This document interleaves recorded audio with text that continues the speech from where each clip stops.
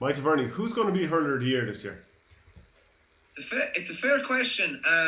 There's a couple of guys probably that stand out, but I still think it's open enough coming into the All Ireland final. Like realistically, you're thinking if Waterford win the All Ireland, they're going to have the Hurler of the Year, and it could be potentially 2 or 3. There's probably maybe I think 1 or 2 standout candidates for Limerick. But if you go down through the betting, we just go through like the first couple. Gerard Hegarty is 9-4, which is short enough. If he is an quiet All Ireland final, that's short enough. He chips in with 3 or 4 and Limerick win, it's not bad. Stephen Bennett 9-2 obviously has been unbelievable and was unbelievable in that semi-final. He's been brilliant the whole way through. Keane Lynch at 7-1. I couldn't have him at 7-1 because at the moment I don't have him in my All-Star team. Tyke de Bourke is 7-1 as well.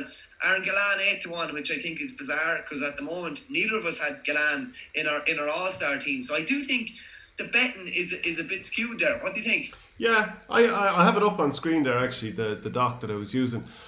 Gerard Hegarty probably is. I think there's sort of a groundswell of opinion out there that he's kind of done enough maybe in the last year or so, and there's so much focus put on him that I think if he has any sort of a game altogether, he probably will get it.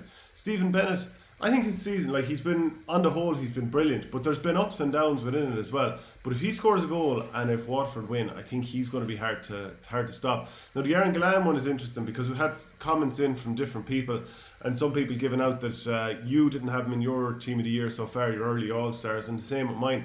And he was so quiet in the All-Ireland semi-final, although I think fair enough that he was, because he's definitely carrying a finger ligament injury, as Donal O'Grady told me, the Limerick selector, on an interview, which you can see there on the channel. And what happened to him with his the shot that he got into the ribs or that area from Grode McInerney, I don't think he's moving 100% well. Did you notice that he was spilling the ball a little bit at different times when he was getting deliveries against Galway? It's a very different player than we saw against Limerick just a couple of weeks ago. So obviously he's just 100% not right. Now I think Tom Morrissey, a huge game, will get it for him. And Austin Gleeson, like we saw in 2017, like Joe Canning went from not necessarily being talked about as even getting nominated to all of a sudden he was nominated with 2 Watford lads, and I think we all knew straight away he was going to get voted by the GPA members. We knew he was going to get voted for Hurler of the Year straight away. So someone like, let's say, Austin Gleeson, do you know what? I think of all of them, if Austin Gleeson gets nominated and he has a really good final, it doesn't matter a couple of sort of up and down performances. I think he'd be a heavy favourite to get it done. People tend to remember the high points of him because there usually are a lot of high points, and there's like a highlight reel that you can pick out. Interesting enough, going down through some of the comments in your All-Star team, they said you had nailed it 1-13 and then you put Austin Gleeson in. So there's a couple of people that obviously don't think he warrants an All-Star. But honest with you, he wasn't yet in the conversation for me now. That could change after the final. Looking down through it, I tell you someone who really stands out to me is Caleb Lyons at 25-1, because to me, barring a disaster, he's going to be an All-Star in a really, really competitive half backline. And he, like Gleeson, he does a lot of things that you tend to remember. What are some of the things you're going to remember at the end of this year? Probably going to remember that goal against Cork. You're probably going to remember some of those like real incisive runs against Kilkenny. Now, it's funny because he's 25-1. He's probably going to be marking Gerard Hegarty, who's 9-4. Those odds totally change. If Lyons is on top of Hegarty all of a sudden could become, a 6 or 7-1 shot, and Lyons could become something similar. So I think that's an interesting one there. If you're going on who do you think is going to win that battle potentially on Sunday, then I think a couple of quid on Lyons at 25-1 could be a shrewd enough investment. Yeah, it's the value, because these two players are both going to be up and down the pitch, and you could end up with a situation where the two of these lads get 3 points each. Like they're both that athletic and they're able to score. And I know like Caleb Lyons missed a chance or two, but maybe this was his senior championship, first outing at Croke Park. He played there in the league final last year. Tyke de Bourke, I think, is a guy that could, like, if Watford are putting Limerick's backs under a lot of pressure and force them to clear the ball up the field under a bit of pressure, and we know how good Limerick are at walking the ball out the field and then picking the right ball. But if Tyke de Bourke has a big game here, like, he's going to be hard to look past. He's been monstrous. No, he has, yeah. And even like I think I said to you that there was no hope he'd have more than 15 possessions in the Munster final, and in fairness, he did. He'd gotten an awful lot more ball than I expected him to. So when Waterford are going well, he's going well. He's been consistently brilliant in all their games so far. He's been thundering out. Just interesting. Just back to lines for a second.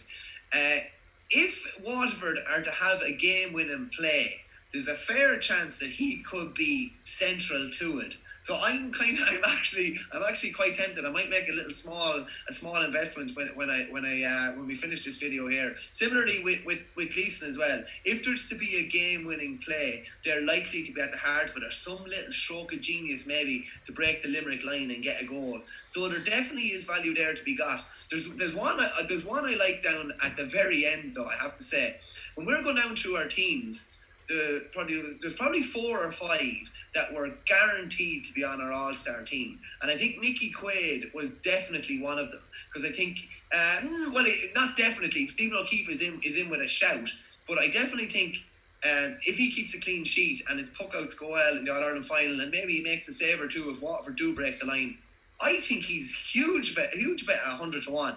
I don't think it's beyond the realms of possibility. Just say it's, Gerard Hegarty has kept a bit quiet, and maybe Bennett's kept a bit quiet, and Quaid makes a couple of big saves, like something similar to what he did from Harnedy in 2018. Like, we're talking about 100 to 1 here. I definitely think it's worth €2. Yeah, like in terms of like value, it's there, but he needs to have an improbably good game. It's not that he's not capable of it, but you know, if Aaron Gallan scores 1-2 from play and knocks over his frees, and Limerick win, he probably gets it. If Jamie Barr... Do you think Nicky Quaid needs to have a PJ Ryan? I think he does, yeah. Yeah, I think he does.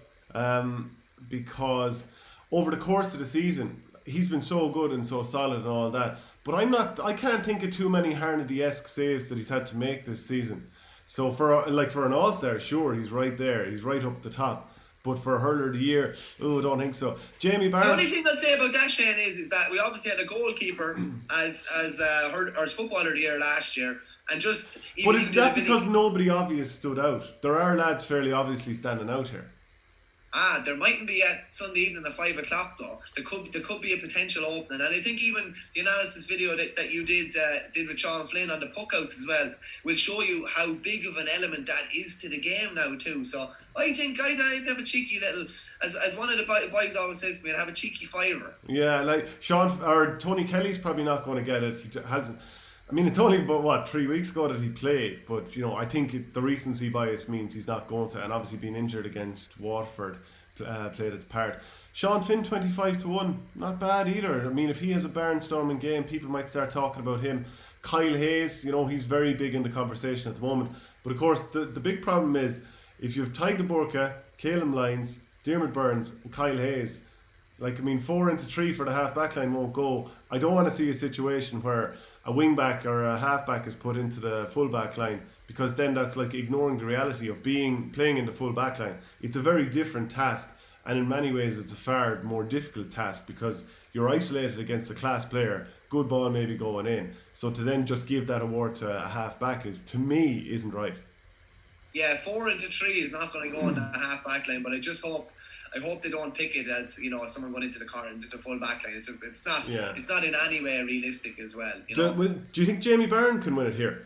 To me, he was the 2017 Hurler of the year, and I think if he has a storming game, gets himself 2 or 3 points, it could happen. But it's going to be tough for him to take over the game in that middle area when Limerick are going to be all over him. Now he was getting on the ball constantly against Limerick in the Munster final, but I felt that day it didn't quite happen for him. But his form has even grown since. Yeah, he's gotten better as games have gone on. I still don't know if he's at 2017 form because he was out of this world, but he's edging closer to it. Would it be? It's definitely not far-fetched to think that he's getting that much better from game to game that he could potentially reach that in the final. So, and he was man of the match against Clare. I didn't think he was man of the match. I thought Desi Hutchison was that day, and he was very good the last day again. He was, with a lot of good with that Waterford did yesterday, he was at the end of it, and even that point he got when he was in on the Kilkenny 13, that was the Jamie Barron goal. He's in the mix. He's in the mix. I'd say if I were to nail my colours to the mast at something. I'm a big follower of Barney Curley, the horse trainer. He always says, with regards to betting and gambling, he says always get the value. It's all about the value for me. So I'd probably have, you know, a small bet on Caleb Lyons at 25s, and I'd probably have a little nibble on Nicky Quaid at 100 to 1. I feel, yeah, I don't know. I think it's going to be Groat Hegarty. I'm going to move away from the value and just who I think is most likely to win it. I think it's going to be Hegarty, outside shot of Asta Gleeson, but of course that requires Watford to win the game and him to absolutely fly, but I think Hegarty. So yeah, we'll leave it at that. Good stuff. Thanks, Jen.